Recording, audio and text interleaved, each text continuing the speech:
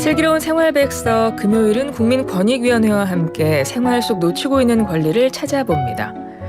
요즘 청년 세대들의 취업과 결혼 등 고민이 참 많습니다. 이런 고민과 문제를 해결해주기 위해서 정부에서도 다양한 정책 노력을 하고 있는데요. 청년들을 위한 정책이 잘 만들어질 수 있게 일조하는 분들이 계시죠? 한 분 모셨습니다. 국민권익위원회 최현석 청년보좌역 나오셨어요. 어서 오세요. 반갑습니다. 오랜만에 뵙습니다. 오랜만입니다.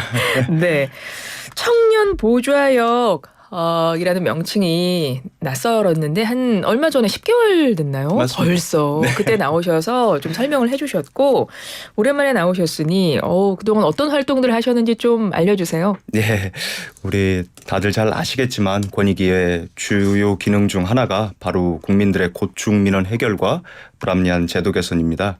민생 현장을 다니는 위원회 업무 특성상 각 지역의 현장을 많이 방문했습니다. 위원장님을 비롯해서 권익위 직원분들과 함께 다양한 민원 현장 조정회의에 참석했고 국민들이 겪고 있는 여러 다양한 어려움을 청취하고 그 내용을 바탕으로 2030 자문단과 함께 토론하여 해결 방안을 모색해 왔습니다.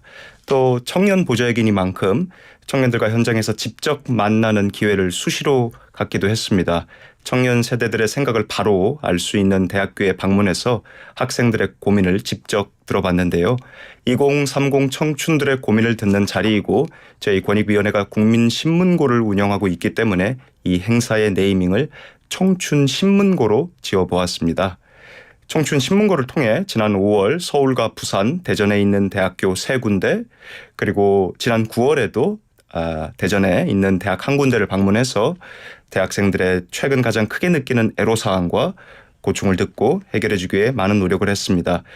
그 자리에는 물론 저와 2030 자문단뿐만 아니라 우리 권익위원회 부위원장님들과 고충 민원 해결 베테랑 조사관님들과 함께 했습니다. 네.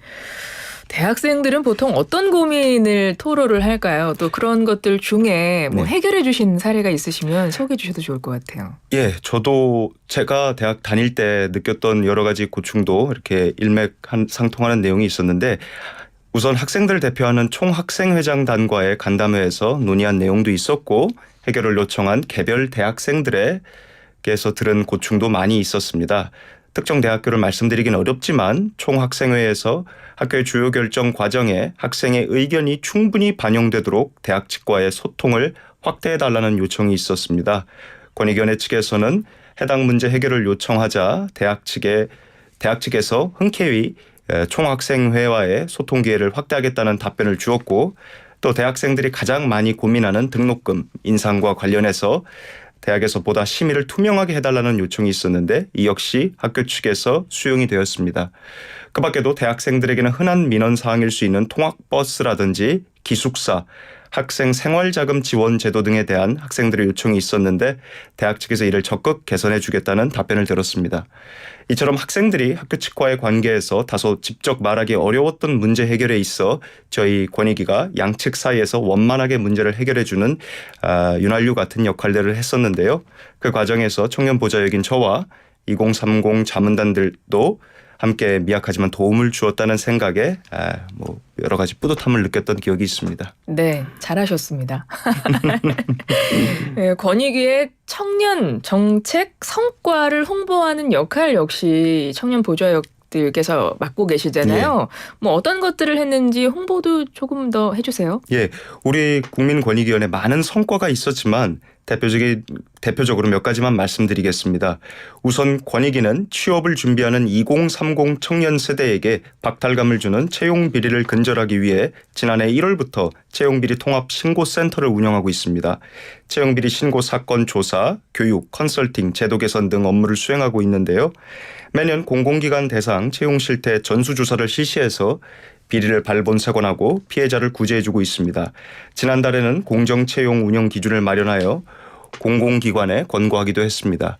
두 번째로 청년 세대의 공정한 기회를 보장하기 위해 국가자격시험과 관련한 제도 개선을 진행하기도 했습니다. 그간 합리적인 근거 없이 국가자격시험 응시 연령을 제한한다거나 시험장이 특정 시도에 편중되는 문제가 있었는데 이를 개선하도록 권고했고요. 세무사와 변리사 같은 국가 전문 자격사 시험에서 공직자에 대해 부여된 과도한 특혜, 예를 들면 가점이라든지 이런 부분들을 과감히 차단하도록 했습니다. 그리고 최근 저희 조사관이 출연해서 말씀드린 바 있는데요. 청년들이 가장 관심을 가지고 있는 게 이제 결혼 관련 내용입니다. 네네. 권익위원회 민원정보 분석 시스템을 통해 최근 3년간 제기된 웨딩업계 관련 민원 1000여 건을 분석하고 관련 업계의 문제점을 발굴해서 이에 대한 해법을 강구할 수 있도록 관계부처에 전달하였습니다. 소위 스드메라고 불리는 사진 촬영, 웨딩드레스, 메이크업 등 결혼 서비스를 이용하는 주 고객층이 저를 비롯한 청년 세대인 만큼 그들의 부담을 줄여주기 위한 노력이라고 보시면 됩니다. 아, 그렇군요. 청년 보좌 활동하시면서 특별히 뭐 기억에 남는 것들도 있으실 것 같아요. 네. 많은 일들이 있었는데요. 특히 이제 지난 6월과 8월에 롯데백화점 마산점 폐업과 관련한 조정회의에 참석했을 때입니다. 롯데백화점 마산점이 인구 감소와 매출 부진 등 영향으로 폐업을 결정했습니다. 문제는 이제 입주되어 있는 입점 소상공인들의 생업입니다. 백화점이 갑작스럽게 문을 닫게 되면서 소상공인들은 짧은 기간 안에 점포를 정리해야 했고 새로운 직장과 사업을 준비할 여유도 없이 당장 생계를 걱정해야 하는 상황이었습니다. 저희 권익위원회에 고충 민원을 신청해 놓은 상황이었고 안타까운 상황에서 당시 조정회의에 참석했던 많은 소상공인 분들이 눈물까지 보이셔서 현장에 있던 저도 정말 가슴이 미어졌었는데요. 결국 우리 위원회가 관계기관 롯데백화점 측과 협의를 거쳐 빠른 자금 대출 및 재취업 프로그램, 상생지원금 등을 지원해 드리면서 조금은 마음이 놓였던 기억이 있습니다. 네. 지금 저희 YTN 라디오 유튜브 채널로 들어오시면요. 보이는 라디오에 국민권익위 청년보좌역들께서 그 활동한 사진이 지금 사진을 띄워놨거든요. 여러분들 함께 봐주시죠. 정말 많은 활동들을 하셨고 그래서 많은 분들이 좀 도움을 받으셨겠다라는 생각이 듭니다. 오늘 말씀 여기까지 듣겠습니다. 국민권익위원회 최현석 청년보좌역이었습니다. 고맙습니다. 감사합니다.